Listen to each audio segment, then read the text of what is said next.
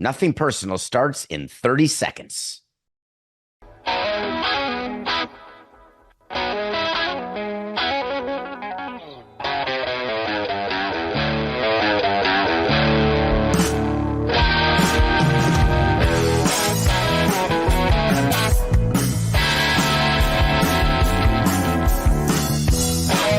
It's just business. This is Nothing Personal. Here you go. Here you go.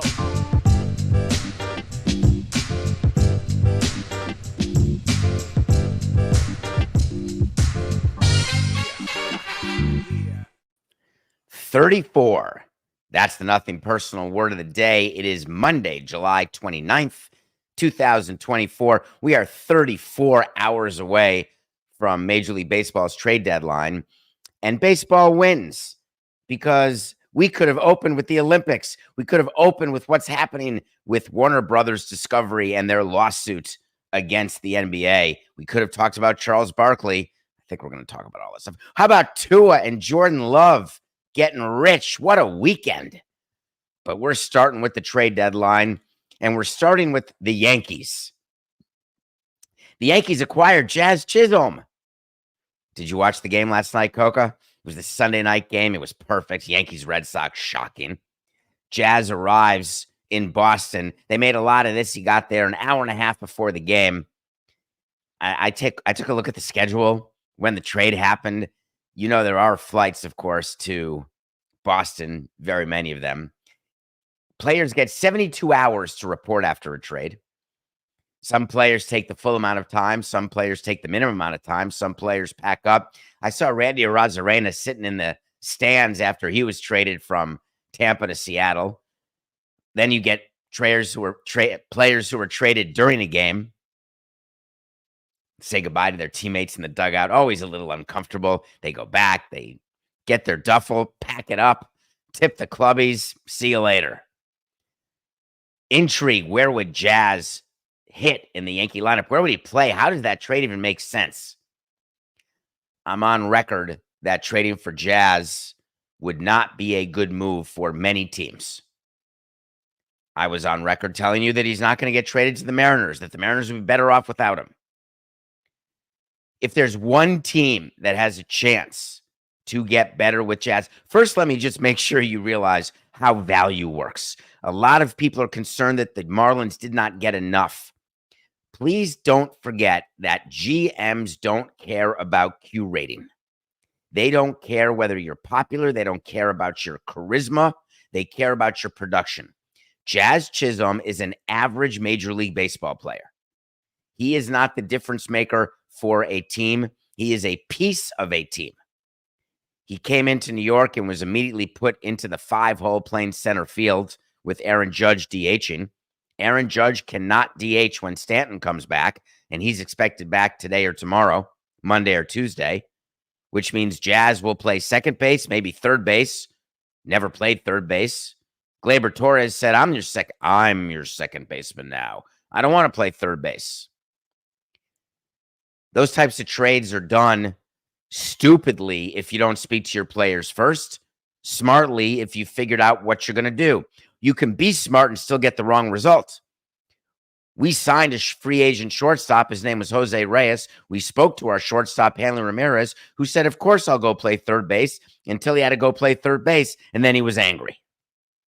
Sound familiar, Yankees? Remember when you traded for A-Rod? No problem. I'll play third base. They did win a World Series. I could say it worked out. But internally, no.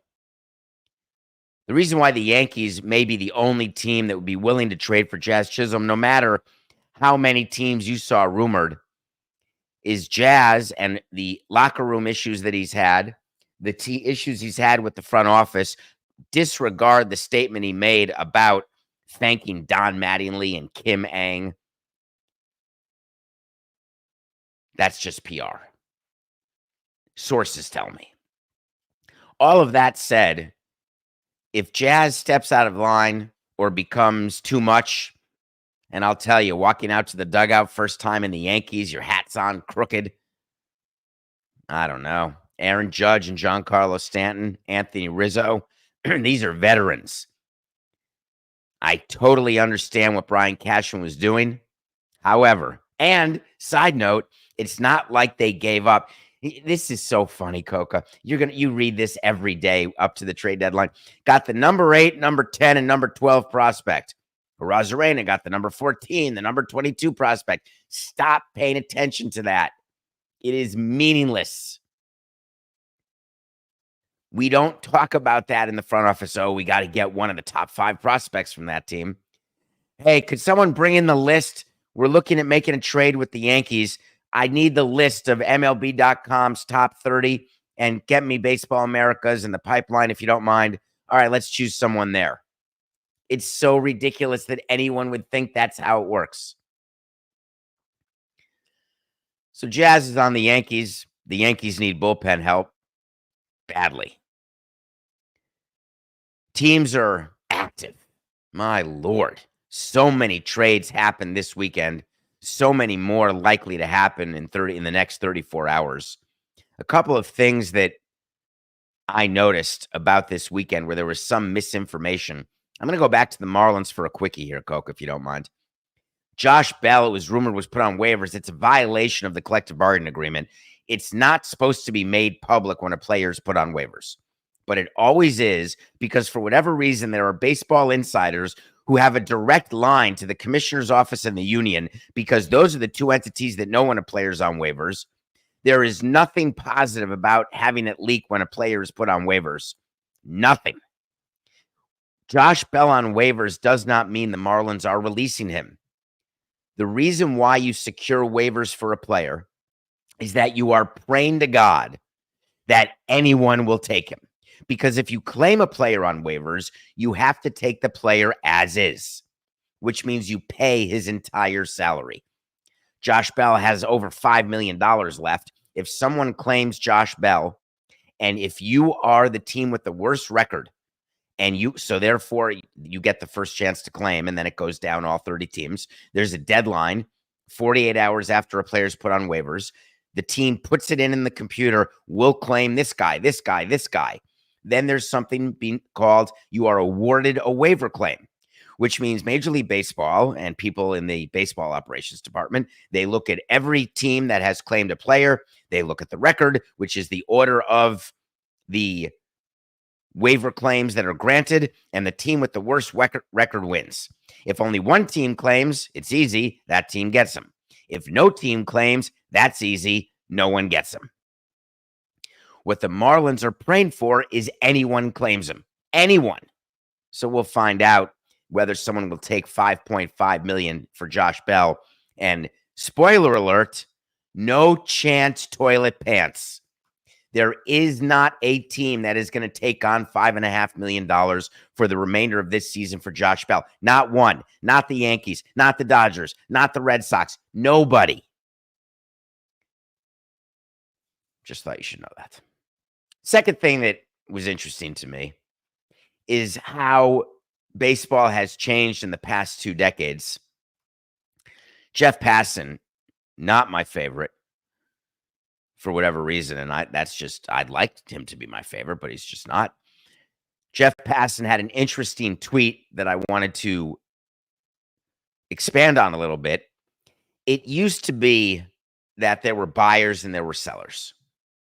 And the media is still confused by the fact that that's still what happens. When you are inside a front office and you are working on the trade deadline, and this goes back many, many years, you are looking to improve your team. The subset of that is you are looking to improve your team now, you're looking to improve your team later, you're looking to improve your team both. It's like the SAT question. A, B, C, D, all of the above, E, none of the above. The none of the above is the final category, which is you're looking to cut payroll. You have to have savings because your owner told your president to tell your GM, you've got to find me $7 million decrease in payroll. However you do it, do it. The majority of teams live in the world not where their owner tells them they have to cut payroll. The majority of teams live in the world where they're trying to get better now and later. It can be confusing when you rent a player because the argument is you're only getting good now, you're not getting good later. But the answer is that may be a way for a team to get better now, but then have that player leave through free agency, which frees up some sort of payroll the following season for natural raises or even a free agent signing. So when GMs are going through trades, they are evaluating those trades based on those criteria. People may be confused about the Toronto Blue Jays. Are they all in to sell? Are they still trying? Trading Jimmy Garcia and Danny Jensen, those are what we used to call PTs.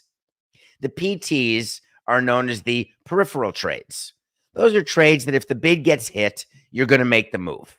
You don't need to make the move, but if something happens where you get a package back that's acceptable to you, you're going to make the move even if you are in the race or going for it. So there are scenarios where teams who are really good or leading their division would make a trade, a PT, where you would say, my God, how could they be selling? But it's not really selling. It's them maximizing a package at a particular moment because there's another team who values your asset more than you do. That's a trade partner. Find someone who values the crap you have more than you value the crap that they have. Meanwhile, you've got at the other end of a spectrum, an absolute seller who's not making any trades. The Chicago White Sox, I was thinking about this yesterday, Coca, and this was tough. I had to go through previous years and records and figuring out teams that I had watched. The worst team that I thought I ever saw, the worst team I was ever a part of, lost 100 games one time in 2013. That was the worst team of my 18 years. It sucked. Losing 100 games is absolutely terrible. It feels way worse than winning 100 games, which I never won. I think the most I ever won was 91. The Chicago White Sox, I was comparing to the Detroit Tigers, and I'm totally blanking now on the year, Coca. We are live. Nothing personal with David Samson. 8 a.m. every day. You can catch us at 10 a.m. on DraftKings Network or just download us. The Detroit Tigers had a team that lost, I want to say, more than 110 games, Coca. And I remember playing against them and watching them. Just bad. The White Sox are worse. The White Sox right now are 54 games under 500. They've already clinched a season where the best they can do is win 81 games. It's almost incredible. We are in July, and they've lost 81 games. The 03 Tigers. What did they go? 43-119. That was bad. It would appear to me that the White Sox are a shoo-in to lose 120 games. Now, they only have 54 games to go. So how's that going to work? Oh, yeah, easily. They've got all these players, and everyone said I was wrong. All of the big-time media people, insiders, there's no reason. I want to have a talk with Ken Rosenthal about this. He wrote an article that teams should still trade for Crochet, and they shouldn't be scared away by his demands. That's the White Sox pitcher. He was amazing. He pitched this weekend. He only gave up 5 runs in 3 innings, 3 earned. That was great. He's the one who had the stipulations. I won't pitch in October without an extension. Ken's thought, and I understand it because it's the thought of many people, is that why would that bother teams? Just get him and then talk to him and pitch him. But you don't want to not get a talent like that. I stand by my statement on Friday. The White Sox will not be able to trade Garrett Crochet because the difference in perceived value is too big, which goes back to what we said. It's all about value. And when there's no match, there's no trade. The White Sox have a bunch of players. I expect as many to go as possible, unless the new GM, who is part of the organization, who is the one easiest to hire by Jerry Reinsdorf. Don't forget what he said when Chris Getz got hired. When they fired Kenny Williams, when they fired their GM, I'm having a name blank, of course, on the GM who Kenny Williams claimed was running the team because it was always Kenny Williams running the team. Jerry Reinsdorf said, we're bringing Chris Getz. We're promoting from within. He doesn't have to spend time getting to know his players. He knows this organization. Rick Hahn. Thank you, Coca. He knows this organization. Well, Jerry, if Chris Getz knew the organization, did he know the team was going to stink this badly? And if so, should have traded the guys long ago to save you some payroll, save you from the embarrassment of this season. And if he knows the team so well, then he knows that this group of players, it's not an anomaly this season. I mean, it's definitely to the right of a standard deviation or 7. But that said, get those guys moved. Lower your asking price. Except for Crochet. If you're a good pitcher, trade him during the offseason. The Cubs have been interesting, and the Rays have been interesting. I want to compliment the Rays. You know that I love the Rays. You know that I love their front office. You know that they're smarter than the majority of front offices. People are upset. They got a new multi-billion-dollar project approved, and before the ink was dry, they sold off all of their parts. Guess what the Rays are trying to do? They're trying to be good and win in a new stadium. They are going to lose now and then be ready to win when their new ballpark is built. It's the exact plan we tried. Have your team good in 2012 when Marlins Park opens, complement it with some free agent signings, have young players who are productive, and then win in a new stadium and try to attract crowds to a place that has not yet attracted crowds. Tampa's done more winning than we did in Miami, but guess what? Tampa's never attracted crowds. So what Tampa said to baseball and to the banks from which they're going to borrow the money is wait till we win, because we're smart and we win. Wait till we win in a new ballpark. Then we're going to sell out and we're going to completely redo how people perceive baseball in Tampa. In order to have a window that's open in 28, you've got to close the window right now. And luckily for the Rays, and I say that winking, the Rays were not going to make the playoffs this year. Did I predict the Rays would be a wild card team this year, Coca? Because if I did, that's a horrible prediction, because it is exactly smart for the Rays to not be in the race, no matter how close you may think they are to a wild card spot, to not be in the race, which would enable them to move out of Paredes and get maybe a new one who's cheaper and will be ready to go and productive in 28. I can't remember my MLB preseason predictions, but if I predicted that the Rays were going to make the playoffs, that would have been stupid. I didn't? Great. That was so smart of me. So here's what I think. I did have the Blue Jays, though. How did that go? So the Rays are selling, but please do not think that that is bad if you are a fan of baseball or of Tampa. If you want to be upset with someone, how about the Padres? I guess maybe fans are happy. Everyone's happy because they're adding again. Have you noticed that that's what that AJ Preller does every year? Aggressive. The haul he gave up for the 8th inning reliever from Tampa. OMG. I get it. They feel like they have to. They're honoring Peter Seidler. They've doubled down. They've tripled down. They've quadrupled down. There will be a price to pay in San Diego. Just you wait.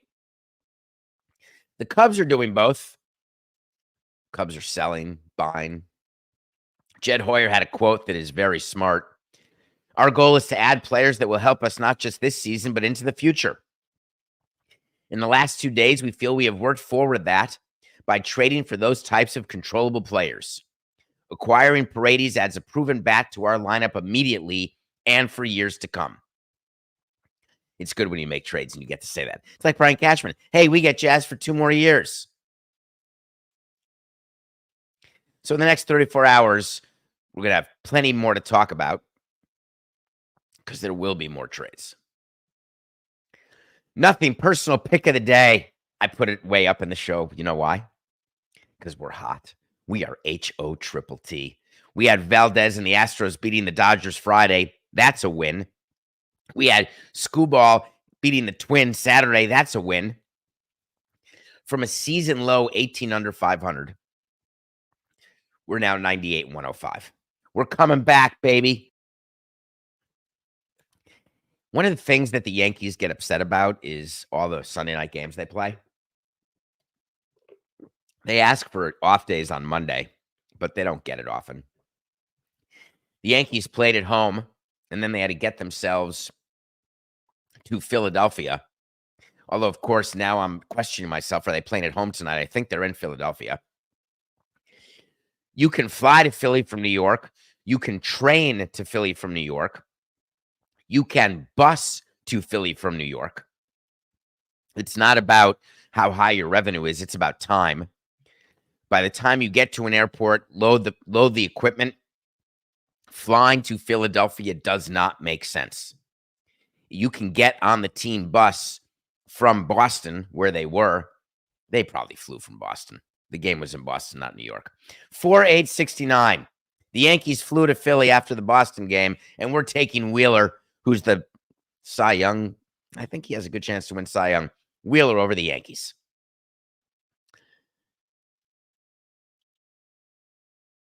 I cannot believe the contracts. Am I that guy? I don't want to be that guy. Let's start this segment better. I was going to say, this is how I was supposed to start. This is what I practiced in my head. I cannot believe that Tua and Jordan Love are making over $50 million per year. I had to wait to see from July 23rd that Jordan Love would not make $50 million a year, and he did. I'm wrong. I told you I would revisit my wait to sees, and I'm revisiting it. But I don't want to start that way. I don't want to be the grumpy old man. I'm going to do my best Walter Matthau imitation right now. Give me a beer. Buttermaker. Buttermaker. I was trying to beat Tatum O'Neal. How'd that go? Good? So I'm going to start the segment this way. All right, here we go. Ready? In huge news this weekend in the National Football League, 2 mediocre quarterbacks with a total of 0 Super Bowl rings and 0 Super Bowl appearances. One who led the league in passing yards in a system designed for the quarterback to lead the league in passing yards, and one who sat on the bench for multiple years and had, at my count, 7 good games in his career, signed contracts this weekend where they will be paid over $50 million per year. One of them, for the Miami Dolphins, Tua Tagovailoa, got $93 million guaranteed at signing, 167 total guaranteed dollars. One of them, Jordan Love, got $100 million guaranteed at signing, 75 million of which was a signing bonus. 160 total guarantee. I think it's terrific that the salary cap has gone up the way it has, and the players, whether it was Dominique Foxworth, whether it was Gene Upshaw, DeMaurice Smith, the Lloyd Howell, whoever it was, I think it's great that revenue is tied to cap and that salaries are going up, up, up. I think that we should never complain that an NBA player can make 70 a year or 60 a year, or a quarterback can make 50 a year. I believe that players should make as much as they can, because I believe everybody should make as much as they can at all times. The loyalty to your wallet, to your family, I'm in. The problem with a capped league is, for me, is that it forces you to pay more on mediocrity. The problem with a league where they tie like tags and they evaluate how large a salary will be in a tag based on position. Quarterbacks, the most important position on the field, highest paid position on the field. Every ship rises with the tide. Every one of these business principles applies to these contracts. I am not in a rage about the Tua deal or the Jordan deal. I have no illusions that, of course, they're paid more than Mahomes, because the new guys are always paid more than the old guys. The problem I have is when teams feel they are boxed into a position. And I don't mean a position on the field. What do you think the Dolphins were supposed to do? Not pay him? Let him play out into free agency? Let him walk for nothing? Wait a minute. I think I got myself a plan. Do you think it's better? Instead of getting into bed with a player who you think is good and you're happy to have, but you're pretty sure is not worth the amount of money that will be required in current market conditions to keep, are you too scared to let him go and draft a quarterback, trade for a quarterback, maybe find a quarterback like Brock Purdy? Or do you say, bird in the hand's better than two in the bush? It's a pretty good expression for people who are risk averse. But if you're risk averse, that means you shouldn't be overpaying. I'm looking at these contracts, and all I was thinking about was Dak Prescott. He's the only one I was thinking about. When Tua signed, I said, Love is not getting 50. Then Love got 50. Then I said to myself, what's Dak going to get? And Jerry Jones, the owner Jerry Jones, had a great comment after this weekend of contracts to quarterbacks. And that owner has not made his GM give it up for Dak Prescott. That owner has not made his GM overpay Dak Prescott. That owner has waited. And now he sees where the market is. And now he gets to decide what he wants to do. And then he'll tell his GM what he wants him to do. When he saw these contracts, he said it's what it is. What I do appreciate is Dak is here and getting going and practicing. Some of these guys aren't. CeeDee Lamb. That shows you the dedication Dak has. That's a big deal. That is why, frankly, he's out here practicing. It's what he signed up to do. Thank you, Jerry. You know who else signed up to be at practice? Every single player who has a contract. Training camp, practice. That is one of your responsibilities when you're under contract, which all of these holdouts and these people demanding, I'm not playing, I'm not practicing. Jordan Love, I'm not practicing. I'll be there. I'll look at film, but you're not putting pads on me. Okay. You have a contract. I'm happy for Jerry for saying that because it's important and meaningful. I was less than thrilled when Tua invoked the Jerry Maguire, show me the money. But I'm happy for Jerry Jones. You think Dak is going to get Coca? Should we do a wait to see on that? How is it possible that Dak Prescott would not get more money than Jordan Love and Tua? How is that even in what world is it that Trevor Lawrence would be worth more to a team than Dak Prescott? Jerry Jones could decide that he's going to move on, no doubt, if he has something against this contract. What's the other thing that made me so angry this weekend, Coca? Did Deshaun Watson talk about all of the problems he was having last year, all the distractions he had, impacted his play? You noticing that nobody's getting $230 million guaranteed at signing? Notice that? Pay attention to that ceiling. That ceiling's real. All right, we come back. We are going to talk about the next big thing that happened over the weekend, which is the Warner Brothers NBA fight, because it's good. And I'm going to review a movie that I really want you to watch. Stick around. We'll be right back.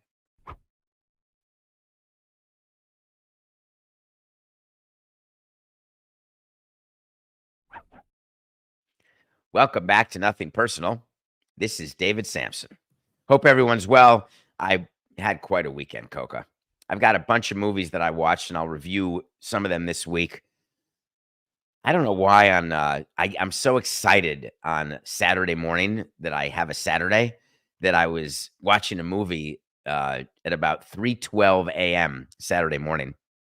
Excited to watch diving at 5 a.m. We're going to talk about the Olympics, of course. Don't you worry. We are going to discuss whether or not there was a Last Supper. But Before that, I want to tell you about a movie I saw either Saturday or Sunday. I can't remember. It's called Thelma. Put it up there, Coco, for those watching on YouTube. Thelma stars June Squibb. June Squibb, you may have seen in Love the Coopers. You've seen June Squibb. Thelma is about a woman who gets scammed. Someone tells her grandson's in jail and needs money. She gives him money, and she says, you know what? I'm angry, and I'm not going to take it anymore. June Squibb is 94 years old, and she leads this movie. She's not a supporting actress. She is a lead actress in a really good movie about the adventure of a 94-year-old, the difficulties in today's technology, the difficulties of dealing with scammers. The fact that there's a Malcolm McDowell sighting in this movie makes me smile. Rest in peace, Richard Roundtree, who did not survive after filming. He died October of 23. To watch people love and engage in this movie, please watch it. Thelma. And talk to anybody in your family or life who's older. These scams where people can imitate the voice. We had a family member get a call in the exact voice of another family member saying, this is a true story, I am in trouble. I've had an accident. I need $25,000. In the voice of the family member. It's a lot like the movie. Thank God our family member made a call before sending the money. Watch the movie and then speak to people in your family, please. I love doubling down, do you? Triple entendre there. Doubling down is when you've got a 9, 10, or 11, and you say, you know what? The dealer's got a 4, 5, or 6, and I want to get as much money on the table as possible. I'm going to double down. It's not like splitting tens. That's just stupid. Doubling down is when you have something in your favor and you decide to exploit that because there's new information today or now than there was yesterday. Doubling down is when you have an argument and somebody gives you a counter argument and you double down on your argument. You're even stronger in your opinion. Doubling down is when you're shown something that you know you absolutely intellectually know. Man, I know you're right. But you know what? I'm going to double down on my point of view, and I'm going to keep arguing with you. Spoiler alert, if you're in a relationship where your partner doubles down all the time, try to get out of that because it's a very unattractive quality. Because doubling down in that instance means that you're throwing good money after bad. You're throwing good time after bad. You know the commodity I don't like wasting? Yeah, it's time. Warner Brothers Discovery is doubling down. Bless their souls. They have filed a lawsuit against the NBA. They are seeking a jury trial. They want damages and they want an injunction. Here's what they're saying. They're saying, we matched the NBA. The NBA had a statement, which we went over last week, saying, not exactly welcome to Amazon. Well, Warner Brothers Discovery had a choice. They could curl up in the fetal position and walk away, which is what they should have done, or double down and file a lawsuit. They want the judge to say, look at our deal. It's a match, baby. And make the NBA execute it. Just like TNT's statement. Remember what TNT said in its original statement? We look forward to the NBA executing this contract. That was a signal that they were going to seek an injunction to make them sign it, like specific performance. My view, even in light of that statement, was they should not sue. They are not going to win. It's better to negotiate a monetary settlement, not when you are forcing someone to defend a lawsuit and getting them angrier and angrier, which is what Warner Brothers is doing to the NBA. They want a judge to say not only was there a match, but that the NBA has to honor it. And by the way, we've been damaged. They also are saying that if you don't decide this now, meaning, Your Honor, when you file a lawsuit, you're talking to the court as much as giving information to the other side. Your Honor, if you don't decide this prior to the start of next season, and I don't mean this NBA season, the next one, which is the 25-26 season, these lawsuits can take a lot of time if they're not settled or dropped. It is very unlikely that a lawsuit of Warner Brothers against the NBA can go to trial, can go through appeal, and that it's all buttoned up prior to the end of the current media deal. Don't forget, the media deal ends not now. It ends at the end of next NBA season. So Warner Brothers said, if you don't have this case done by the start of the 25-26 season, then I want you to tell the NBA they cannot license their games to Amazon or anybody, including ESPN or NBC, because we believe that we're going to win this case and that we will be substantially damaged by not being able to show the games. So therefore, don't let anyone show them. Turner hired a law firm called Weil Gotshal. Sounds like Wild Gotcha. Sounds like Dewey, Cheatham, and Howe. I've gone against Wild Gotcha many times. Undefeated. Wild Gotcha is good at this. They're representing TBS and Warner Brothers Discovery. They like these kind of cases. Let's take on big name clients in cases that we have no chance of winning. We're going to get paid a super big amount of money, distribute that money to our partners. And by the way, we'll try to get money for the client.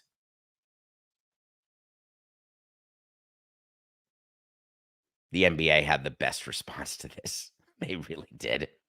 Warner Brother Discovery's claims are without merit, and our lawyers will address them. That's it. And it was from the NBA spokesman. It wasn't even from the commissioner. There's no leaks going on. Have you noticed that? There's no owners like, what's the name of the Colts owner who starts talking when stuff like this goes on, Coca? Irsay, either Bob or Jim. There's a David moment on a Monday morning where the league has certain owners say certain things. Jim Irsay's his name. Thank you, Coca. During MLB negotiations, there's certain owners who talk. The rest of us are told, don't you talk. Shh. Sometimes we're told to talk about this, about that. NBA spokesman just says, whatever, it's like a gnat. Well, Charles Barkley's not being quiet. No, he's not. Raise your hands if you thought that Charles Barkley was going to retire. Anyone? Bueller? We told you the minute he gave his statement on June 15th. I hope the NBA stays with TNT, but for me personally, I wanted you guys to hear from me. I wanted to tell my family, NBA family, I'm not going to another network. I'm going to pass the baton. Next year, I'm going to retire after 25 years, and I just wanted to say thank you. And I wanted you all to hear it from me first, and I said horse hockey. Well, just this weekend, Charles Barkley, or at the end of last week, did the Dan Patrick Show. Not only did he disclose that he got a 10-year, $210 million contract, but he also said, hey, man, I'd be stupid not to listen. Of course I'm going to listen to offers. Well, do you want to stay together with Shaq and Ernie and Kenny? Well, Ernie's staying at Turner. I haven't spoken to Shaq or Kenny about this. Can you imagine that, horse hockey? Can you imagine not speaking to your partners about something like what's going on with inside the NBA? No, it never came up. People speak to people they work with who they don't even like. It's possible that Barkley, Shaq, and Kenny don't get along at all. It's possible it's all a front and a good TV show. People who make good partners on TV are not necessarily socializing. They're not necessarily friends when the red light goes off. But you think that talks wouldn't happen with Shaq and Kenny and Charles, no matter how much they hated each other if they do? But Charles would have you believe that, no, I haven't spoken to anyone, but I'll tell you one thing. I'm going to pay attention. And TNT, though, you better pay me. He actually said that.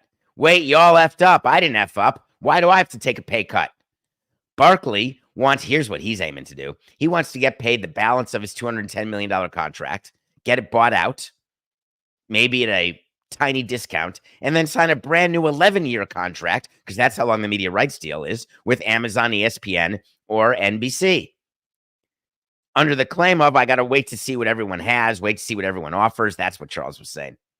The reason I'm smiling at all this, just so you're aware, is that I, again, am being consistent. Barkley should be able to get whatever he wants, the most he can get. But you don't need to insult us by having this false claim that you're going to retire. It didn't give you more leverage.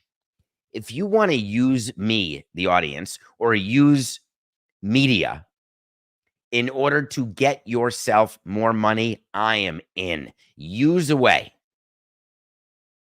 But in what world do you think that Amazon or NBC or ESPN, Disney said, oh, we were going to only offer Barkley $15 million a year, but to get him out of retirement, man, we're going to have to go to 18. We're going to have to go to 19. In what world does that happen? When you want to sign a broadcaster or an analyst, you speak to the agent, you speak to the person, and you make an offer, and then the analyst or person decides, do they want the offer? Hey, man, I'm not going to take that. I said I was going to retire. Oh, all right, we'll raise it. Oh, all right, I guess I'm not going to retire. It's just very, very insulting and very silly for no reason. It didn't give Barkley more leverage. What's a number greater than infinity? That's Barkley's leverage. Now, if he's a chazer and wants $50 million a year because he thinks, hey, I'm better than Jordan Love. If I'm negotiating against Barkley and I'm signing him to be an analyst, and he said, I'm better than Tua, I'd say that's true. But I'm not giving you $50 million a year. So we'll see how this all goes down. I'll tell you how it's going to go down, if you don't mind. Of course, Barkley is going to be an pre- and post-game personality for the NBA, no matter who's got the rights to the NBA. All right, I admit it, I've been watching the Olympics. I woke up Saturday morning, watched a movie, I think from 3:10 to 5 o'clock, and then watched the synchronized diving.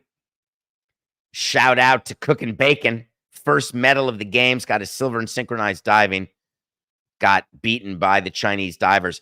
I'd like to imagine, and I'm not going to get political here, but I'd like to imagine, I'll have plenty of time for that later, what the practices are like for the Chinese synchronized divers.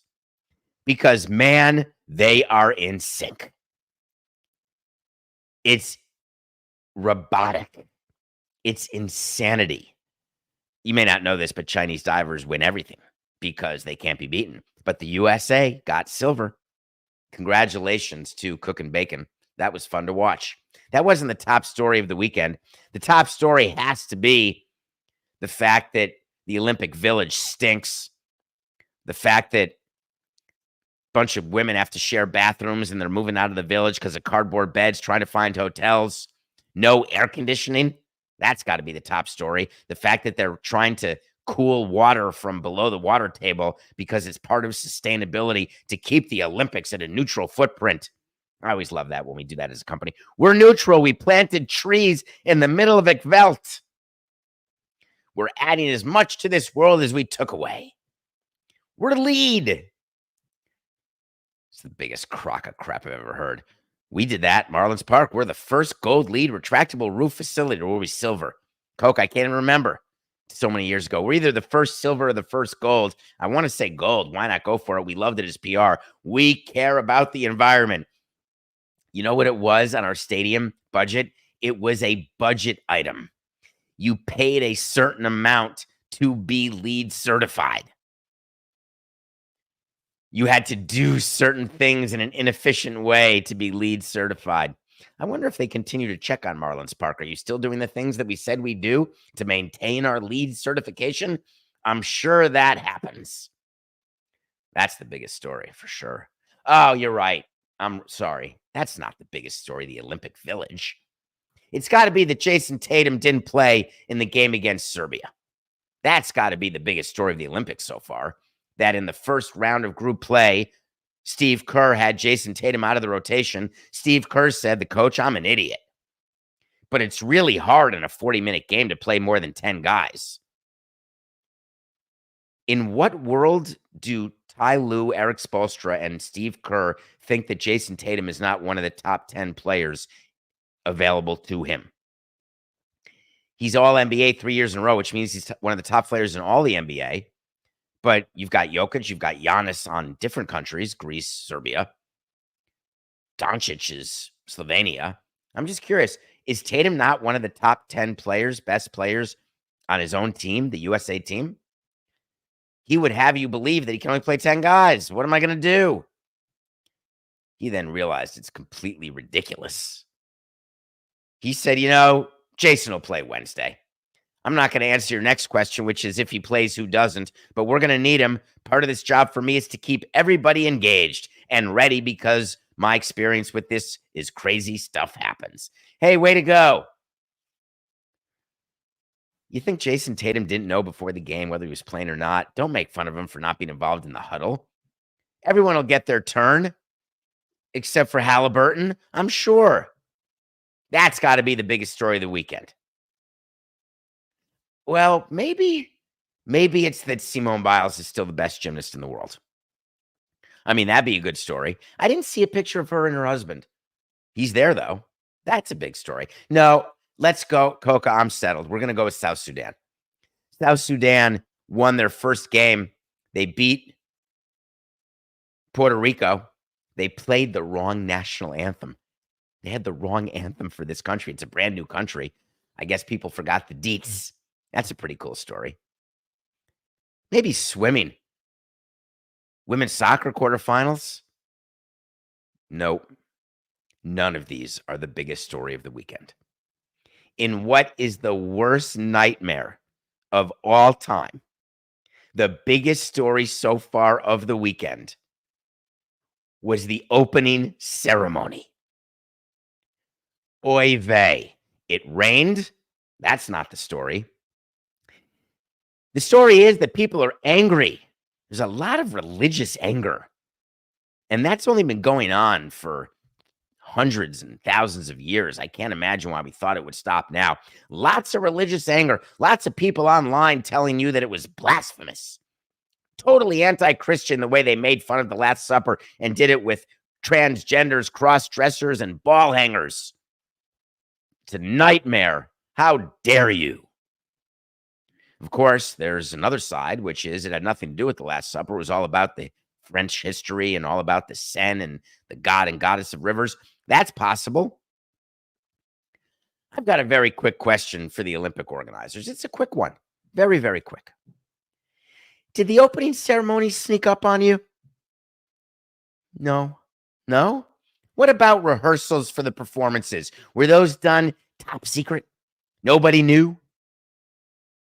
Do you think that anyone would have watching those rehearsals would have said, you know what? I think there's a chance that people are going to misunderstand what this looks like. Let's maybe get ahead of this one. Let's send out a primer. Let's put together a talking points sheet so people can see before it starts what we're doing. No, we've got to surprise everyone. We want the shock value. We want to show them this is Moulin Rouge. The only thing missing was Jim Broadbent, Nicole Kidman. I don't understand how France or the IOC would let something like this happen. And I'm not opining, was it blasphemy? I'm not telling you that France got it wrong or right. I'm not telling you that the reactions have been proportional to what we saw. I want you to decide that for yourself. I'm more interested in how it's possible that this was such a self-inflicted injury that the start of your Olympics are overshadowing your Olympics when you know there's enough problems anyway with the Olympics, the logistics of hosting, the cost of hosting. Anything that you can avoid, you have to. They're watching the rehearsals saying, oh, everyone's going to get this. I've never heard of the damn goddess of the Seine. I certainly can look at a picture and say, wow, that looks like a satyr. How dare them not have a seat for Elijah? Of course, there's been no official comment. They're letting the games now speak for themselves. That's a way to tourniquet the issue. Let's get everyone excited in rugby. It is outrageous to me that France has not come out and explained what the opening ceremony was so we can end this, end the anger, end the division. But of course, the reason why it doesn't happen is that France wants to move on and they're trying to take care of sponsors. They're trying to monetize this to try to lose as little money as possible, if that's even possible. And they look in the camera and they just say, hey, you decide for yourself. It's just business. This is nothing personal.